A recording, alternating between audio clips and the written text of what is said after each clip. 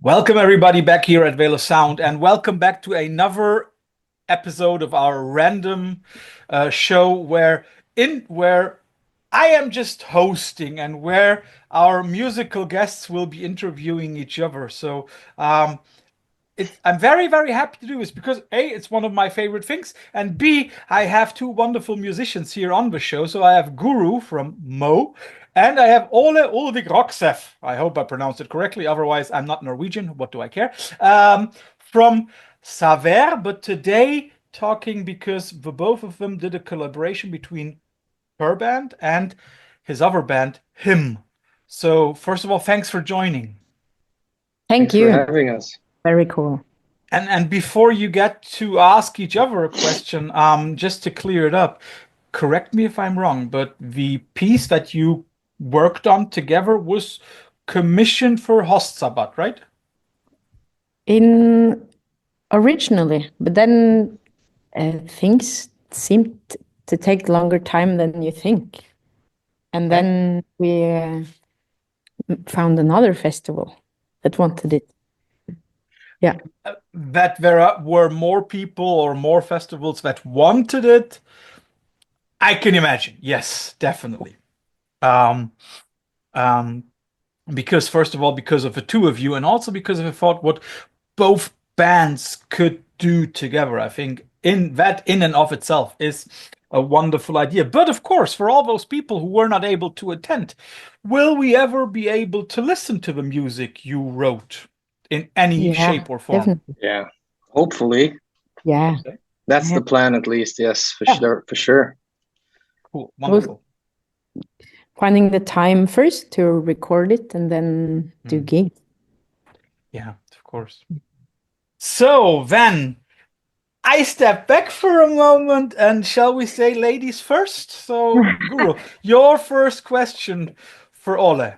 Yeah, it is. I mean, it's almost as you could have asked the same to us. But then again, it's what is the most motivating to work with someone you know so well as you do with Marcus?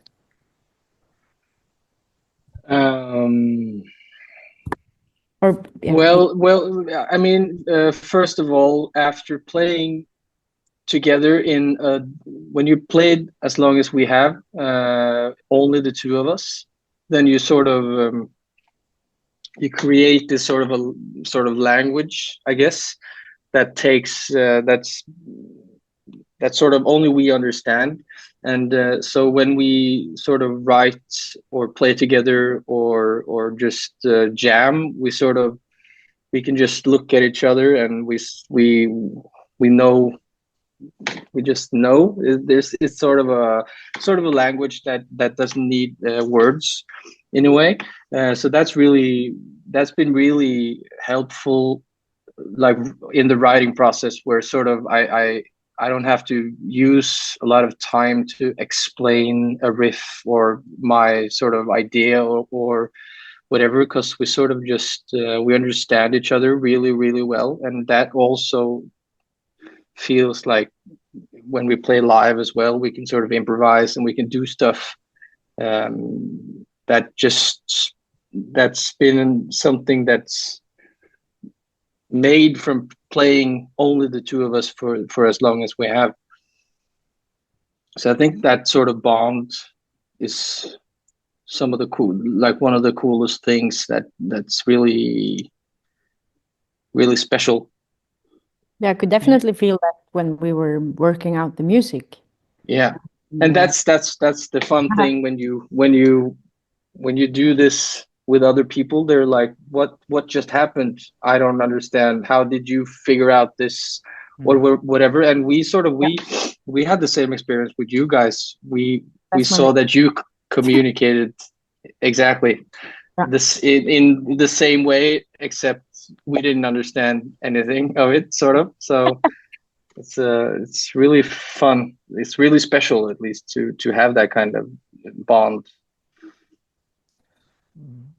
Before Ole comes with his question, let me just quickly jump in. Do you think that now, I mean, like, you of course will not understand each other as closely as you do with your musical partners. In Guro's case, that is with Harvard, and for Ole, it's Marcus. But do you now, after this collaboration has begun and is still a work in progress, do you feel as if you have come to understand that language a little bit? The Each other other? band's language? Yeah, I think so. And I then think they, so, a little bit. And I'm sorry, Guro. Yeah, continue. no, or the, I guess for me, the strongest part, this trust Mm-hmm. in not needing to explain. Mm-hmm. Like from each moment, you had your stuff, and then Marcus kind of just, wow, that's the drums. Yeah. Yeah. And that's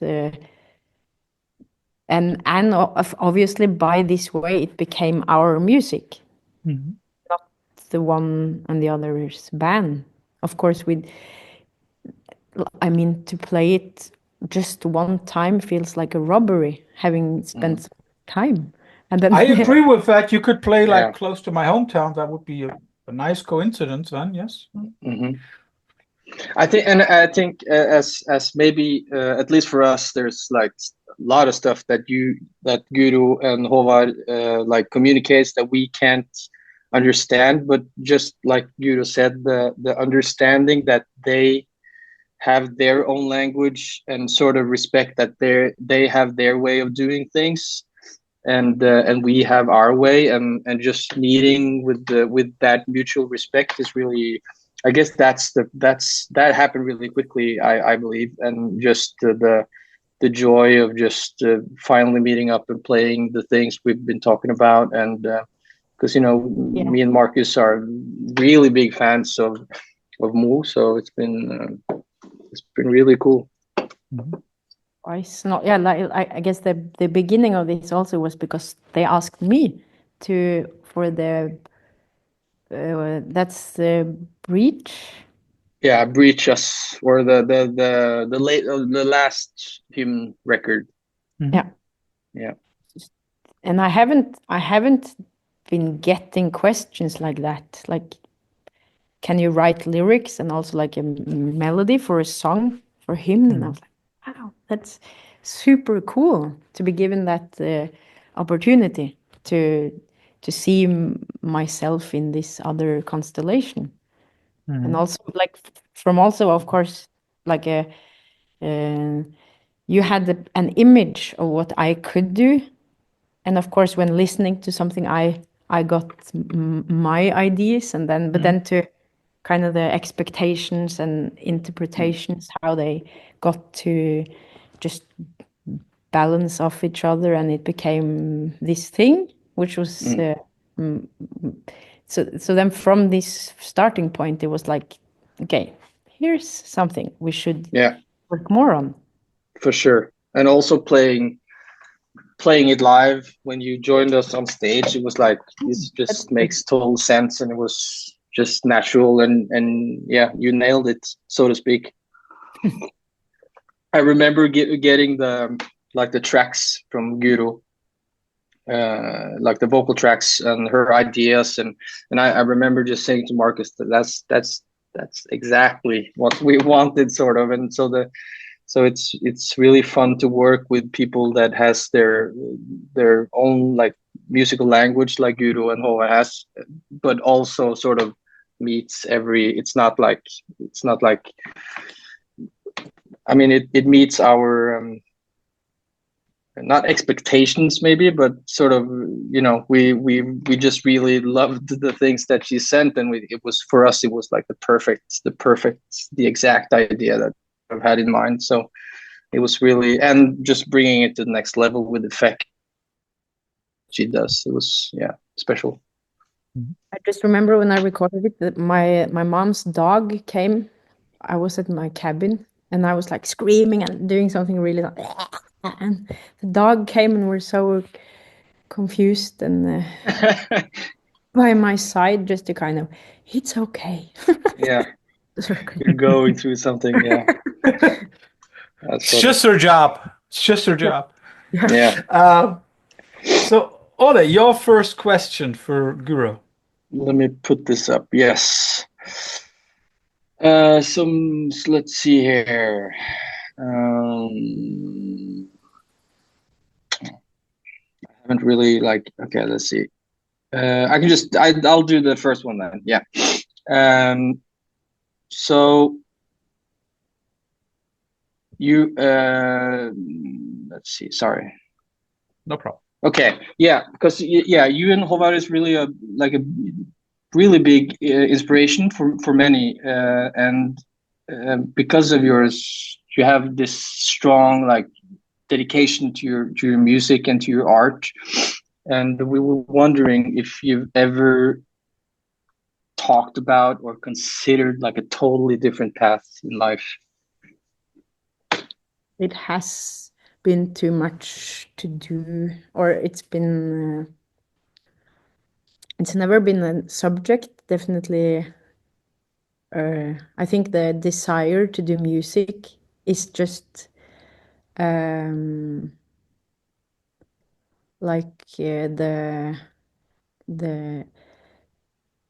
country we live in is music. But of course, we've always thought out ways how we can do it the best way. I mean, from the beginning, just relentlessly touring without having any question or any thoughts, because that's what you're supposed to do. In the beginning, then with more the improv music we did, and do still, of course, that's our background. So then, but up until this point, as to requiring this 850 square meter house, which we made into a cultural center, as a way of saying what we want with the music, the music, its best possible situation in order to grow and to share what this means in a healthy society. And then which comes from all the amazing meetings you had on tour, and coming from Norway, a rich country that still supports art. And we saw, if we are to do this, we have to do it now. And then 4 years later, this we have. It's crazy. It's for I mean, it's just it's a mindset, I guess, that you guys just you just go for it, and it's really a big inspiration.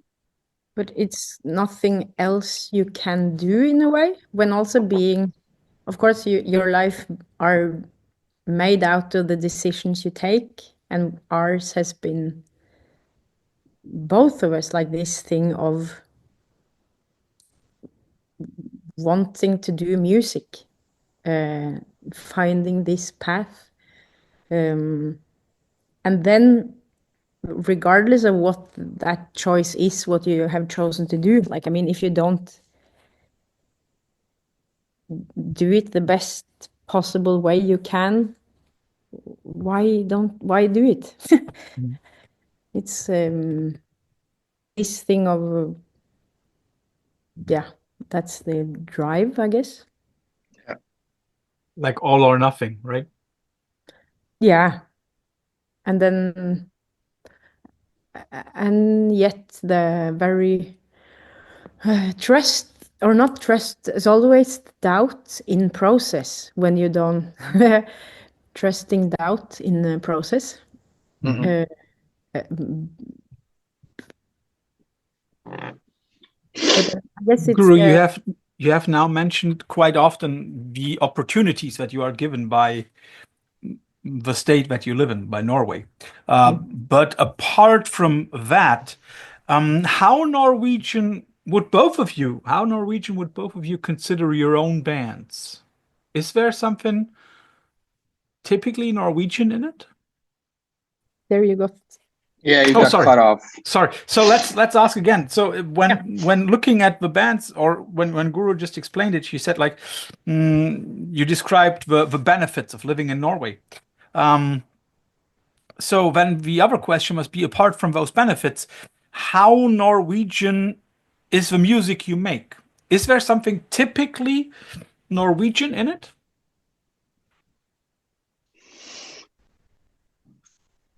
I mean, you are neither Turbo Negro nor Mayhem, so Yeah, I've the music might have Norwegian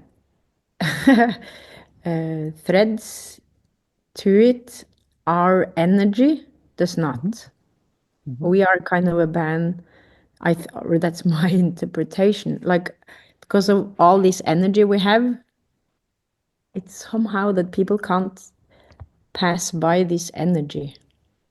So they think, I don't know, I don't know how many people kind of still asks us, but you do noise, right? I'm like, I sing melodies. We have rhythms. We have songs.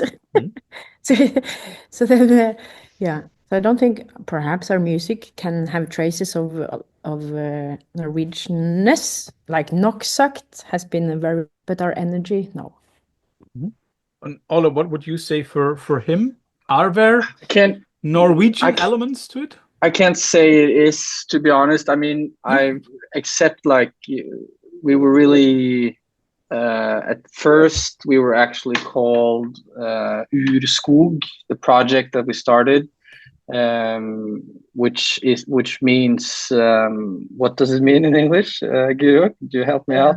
I Like mean, old forest, the old forest, I guess. Yeah. And so we were really like inspired by nature, and Is that we've ever had also any direct, except like maybe black metal, I guess, but still that's like I don't know, except that I wouldn't say that we have much. It's a really good question, actually. I've in later years I've really started to appreciate and listen to like old like Norse music with the Nordic intervals and stuff like that, which I really like. And but it's never come up in our songwriting yet. so then, Guro, it's your second one for Mr. Rokseth. but it's a bit boring as you kind of just compliment the first, meaning how was it to work with people you have not worked with before? I guess we touched a little bit on it with just it's cool to see other people having a similar like language that we don't understand, and just seeing that it's and respecting that you know the other people has their own way of doing things, and it's not usually, or not in this case, not the same as us, I guess. But that's also why we really like to do collabs, because you can just it opens up to so many other possibilities that you've never like dreamed of. Seems a bit much, but just like you present an idea and what you get back is like it's totally different. It can be totally different, and that's like the beauty of writing with other people, just making cool things that you wouldn't imagine. And I guess when you work together as long as me and Marcus, you get kind of, or I don't know, we get kind of stuck, or not stuck, but it's the ideas is it's a natural thing, and it's sort of constant, and it's not that many really huge surprises, I guess, because we know each other so well. So when you combine with other people, you get that like, wow, that I didn't think of that, or yeah. sounds. The one song where it's like things when we were to learn it, and then it was like from your tuning. It's like, oh, it's just like this. It's just like that. But then I know that I think that's also like the sonority of then you having more like the open strings and then hover. Just no, I won't do it like that. I have to my own way. So then how then your guitars could make a sound which would not have been possible if you had the same tuning. So just all these kind of mindsets and how we manage it to not copy the other. But I guess we're just too damn stubborn, all of us. Yeah. And I think that's a big part of the process. Yeah. Yeah, stubborn. No, I feel like that is that's like probably the earliest, like, or in technical aspects, an early stage of the process where we sort of do that. We just sort of combine my guitars and your guitars and the amps we usually use and all the pedals we usually use in the different bands, and that sort of made a sound. But for me, at least, I would, if we're going to the recording studio, it would be really cool to sort of maybe expand that mindset of making something on its own, sort of. Tuning is one thing, but like the distortion and stuff like that, when we've been mixing, you sort of it gets really real, that the differences is really obvious when you hear it in that sense, and definitely not a bad thing. But I think there's we can do a lot of stuff that sort of makes it more its own thing, except our two different physicality in a different exactly. Let me just ask quickly, because I mean, you have now performed the music, and when I understand Ole correctly, you are thinking not only of recording the stuff, but that there are still alterations that you might consider doing to the songs. Is that correct? Are those not yet finished songs or tracks? I think they're finished, but then for me, finished is not. It's just the framework. And when you play things live, you adjust because of how, for example, Moe, at least we even though we never play the set list ever, we adjust to each place and the venue and the sound. And then I would bet here we would kind of, but we would have needed to play the songs much more in order to have that contact with the songs. But then if it were a smaller or a bigger place, I bet just to make the music sound the best it could. Putting the songs together, and I think that we came to a place where we thought it at that time was, this is the best we can do, and I feel it's. I'm not a big fan, at least, of. I mean, this is different though, but like going back and always like all and just doing things that, like, changing stuff that's not really does anything for the song. Is just like you sort of want. I mean, you not grow up. It has been a while since we played the show, and you get in another mentality and you feel in a different way, and you want. That doesn't mean you should like change the whole song. We put together songs together in that rehearsal room that I think that was really, really good, like arrangements and stuff like that. So for me as well, it's more or less like done framework, but still we can do a lot of things around those frames.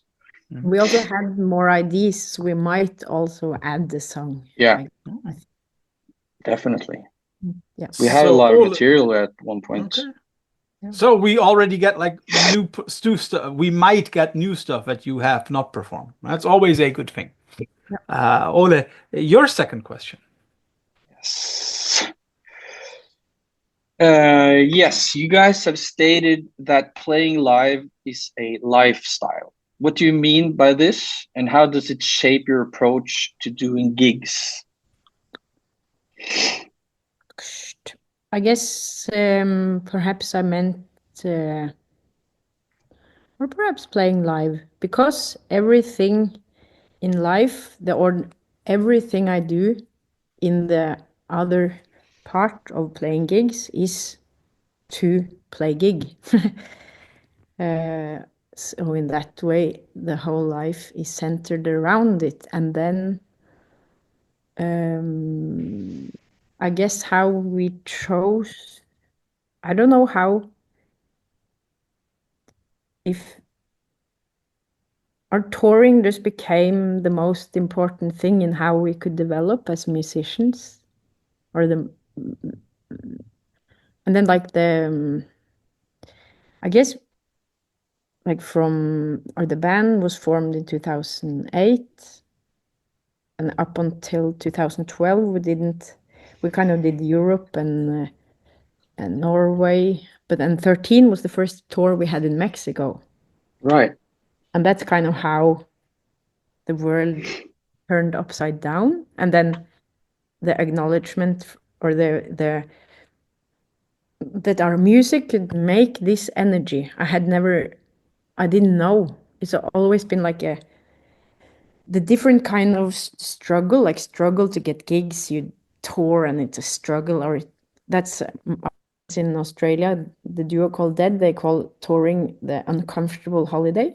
So touring is uncomfortable holiday anyhow. But then to have the exchange of energy on that high level, which we had in Mexico in 2013, it just opened up a whole other way of touring, and then from before also, but then from there these very strong connections to each place, not necessarily always staying at people's house, but also that too, but then not anymore. Obviously, you're not 25 anymore. All right. It's just need a comfy bed, Guro. Yeah, yes. Quiet, comfortable. It's just how these lives of the people we meet, who've also made marks on the music and us, and just, yeah, that's also a reason why this house is here. We can get the world here, so that all the things we kind of miss, or what we need, and to see we're just humans, and we like music, and we're the same. Yeah. And the place you have has more than comfortable beds, just for the record. It's amazing place that you guys have. Yeah, it's crazy. And the hospitality, Guro makes amazing food, and yeah, it's really a great place to be. I'll come over next time I'm in Norway. You should. Guro, your last question for Ole. Just kind of, if you thought of Marcus and Ole as a celebrity, who would that be? Oh shit! Yeah, that's the silly one. I like that one. I'll adopt that for my future interviews. I like that one. That's really hard. Oh my god. But first question, Guro, should he think about each one individually or as a couple? Yeah. Now, who is Ole and who is Marcus? Oh man. Oh Jesus, it's a really complex question, because I don't know if you're talking about like personality wise or kind of just the first thing that pops up. Well, with Marcus, it's obviously like a Thor kind of person, right? So Thor, I guess, like the Viking, the brown-haired Thor. And then you He's have all, to stick to the Marvel universe now because you I remember, guess. Okay, yeah. or Norwegian myths or something. Yeah. For me, I don't know. Another I have question. What is Hymn's favorite beer? Oh, Jesus Christ. I mean, we at rehearsal we drink like Ringnes or whatever. I've started drinking the light versions.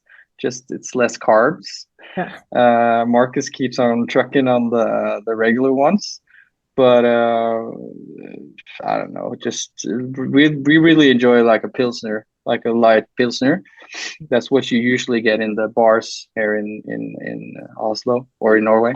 It also has to be said that because we are kind of the half the size of Ole and Marcus, so when we are rehearsing, we can like on our kind of almost one, you start your number 3 of Yeah, beer. I mean, yeah, and I've become a father recently, so all that stuff for me is I also look at Marcus the same way. He sort of he goes for it. No, That's but all. yeah, celebrity. I'm not sure I can't answer that. It's really hard to. I don't know. Fucking Donald So Duck. Guro, who would Ole be for you? Guro. That's better. Yeah, that's I think Leonardo DiCaprio. Oh, Damn. I had a teacher actually that said I looked like Leo when I was really young, a little too young, I would say. It's really kind of fucked up. But yeah, wow, thank you, Guro. I'm all for the personality, right? Yeah. not I for the don't know. looks. Or the Not for I the don't know. the acting skills. Acting. So Ole, your last one for Guro before we come Yes. to the last part of the interview. Yeah, and we talked a little about the collaborations that you guys had, and you've had a lot of collaborations with different musicians all over the spectrum. Why do you think this is important, and how does it affect the songwriting as a duo, as two people, Like And as a couple. as a couple? we are, or how we are, how to say, we are kind of improvisers in our backbone, playing improvised music, and at a point, no, that's actually in 2008. It's not actually answering the question, but in 2008 we were backstage at Øya Festival at a friend played in Sigurdos. So we had like 2 bonds and one we didn't know why we had, but that was so we could go backstage. And when we got into the nightliner of Sigurdos, Cool. and then we kind of said, improv can never get us this. We need to start a rock band. We need structure. No, but it was also how to combine the kind of the immediacy and not chaos, but then the aliveness from the improv, but into structures. And also we played rock bands when we were young, so it was kind of a good way. And also discovering the scene of No Wave in New York, DNA, Suicide was actually our biggest inspiration. And started as a duo, actually, our band. And now Can I ask real quick, like talking of structure from improv? Yeah. When you play the structured songs live, do you sort of improv the length of stuff, or is it usually the same, or do you like depending on the energy and stuff like that, do you like go off the charts? But the songs are pretty much a structure. Yeah. And then the set list may explode because it doesn't fit anymore. Like if Right. we are really on a good point, we have to change the set list in terms of the energy takes us another place. Or yeah. But then, so that's the necessity of collaborations have been a way for the band to grow, for the and it is very like a natural, just a way of how we work. This thing of exchanging or collaborating. Also having a very huge musical appetite as well as with food, and just like seeing your like this the joy of not having control, obviously, when you don't when you play with someone you haven't met, and it's like this because you have to trust yourself as much as you trust this same collaboration or the music. It's happening here and now, and then it gives us for when we compose music, it gives us I think perhaps it gives us wider like a perspective of where our music comes from. Sometimes it has no influence. It's just necessary steps for us as humans. Yeah. To collaborate. Is there like a point where you sort of, because these collaborations happens like every other, I don't know, just like random times of the year, I guess. And is there like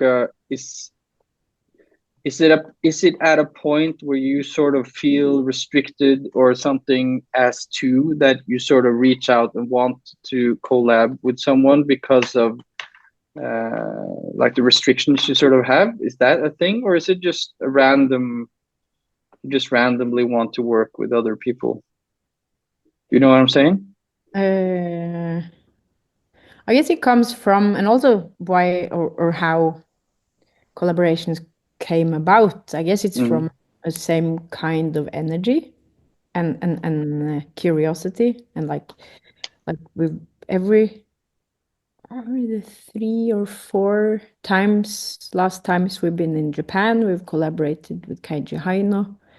Or first, like as a split gig, but he has wanted always to perform with us. And then the last time he on electrical hurdy-gurdy, which is just knocks you over from the very first tone of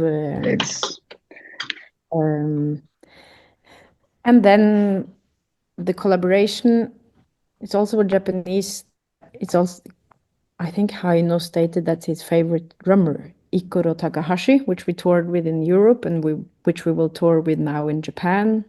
And that's Which was a improv thing, no? Yeah. And then I have texts which suddenly appear, and then suddenly songs can appear. Cool. But I guess that's of course from collaborating more with the people, you get the it's kind of like it's both us as individuals, me and Howard, but it's also what we are together.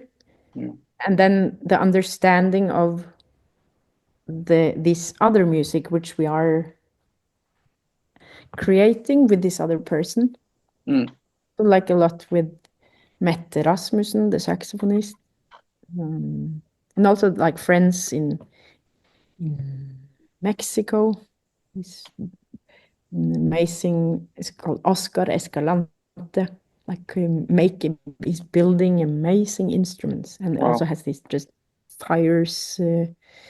fiery, non-stoppable energy. He's like 76. Also, his son playing saxophone. Oh, and the other son is Amat Escalante, the film director, where also made right. Yeah, you talked about, yeah.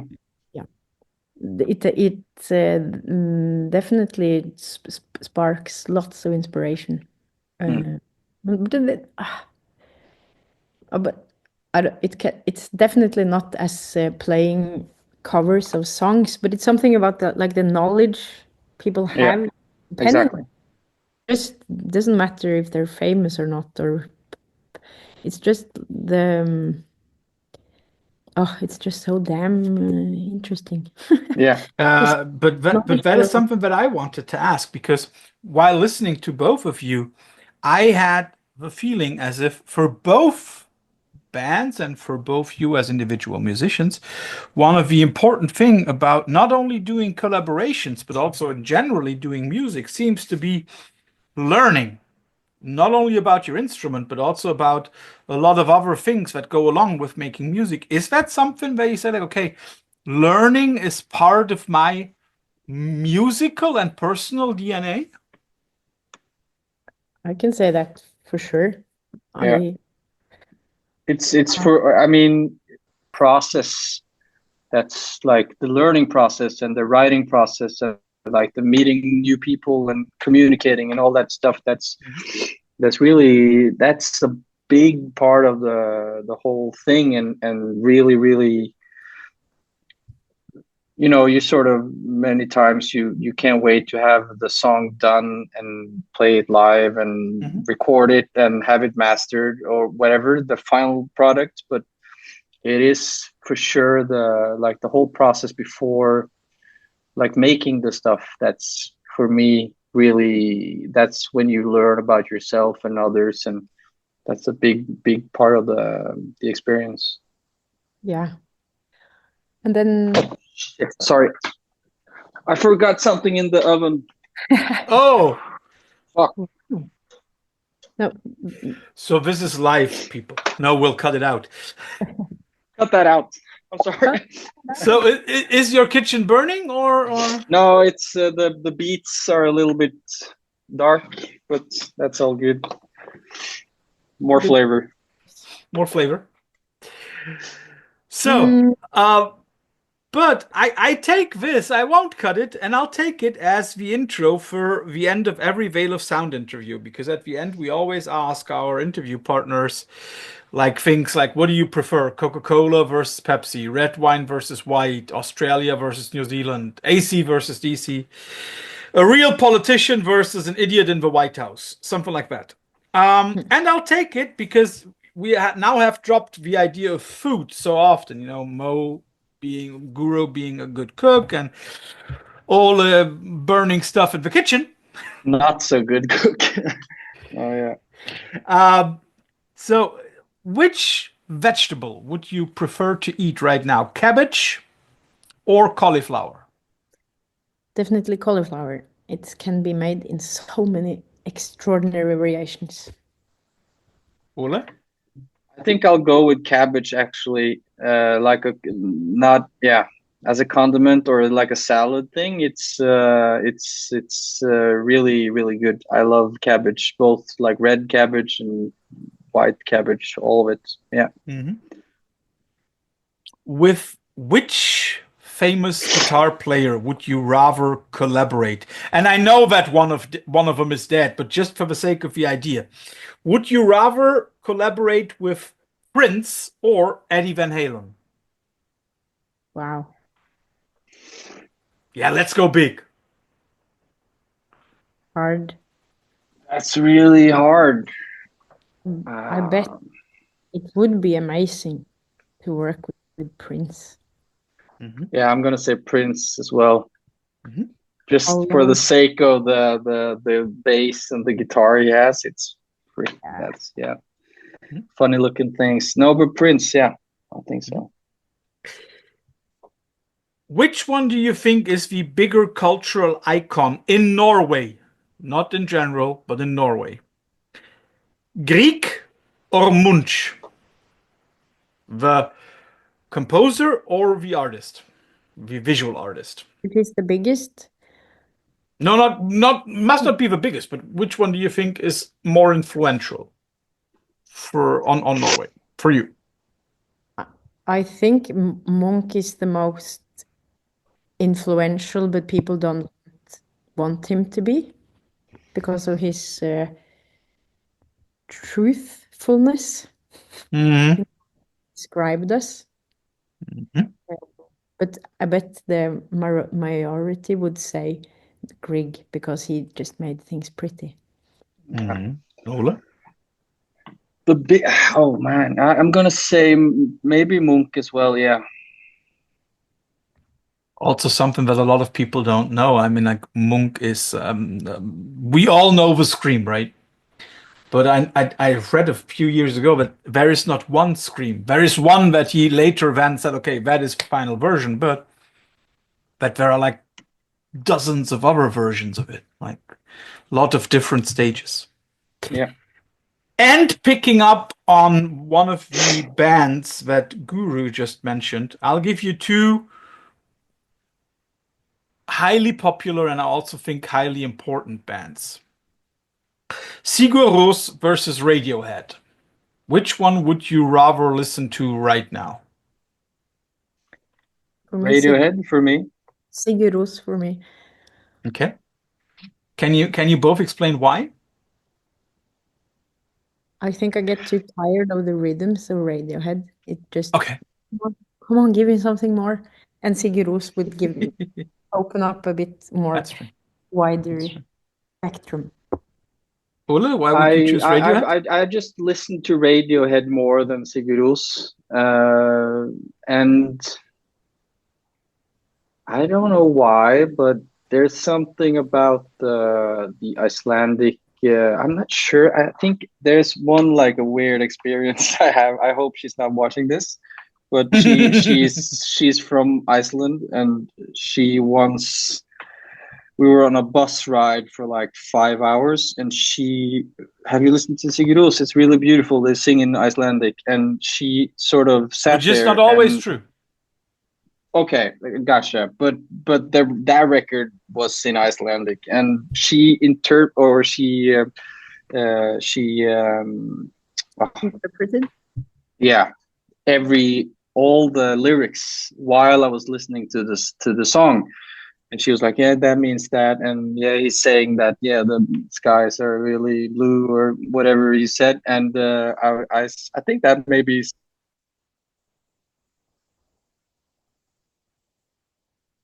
made me not listen to the band, probably, actually, to be honest.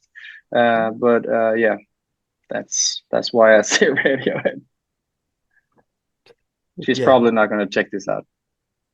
And if she is, too bad.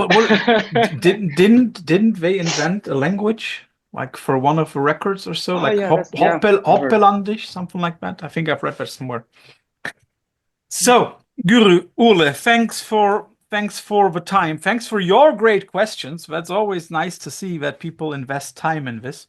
And for everybody, please check out both artists' Bandcamp pages. You find them in the links here in the section below. And I, for myself, cannot wait to see this collaboration come into vinyl fruition. You know, like get my hands on it.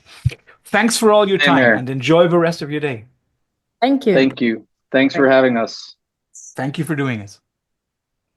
Bye-bye. Bye.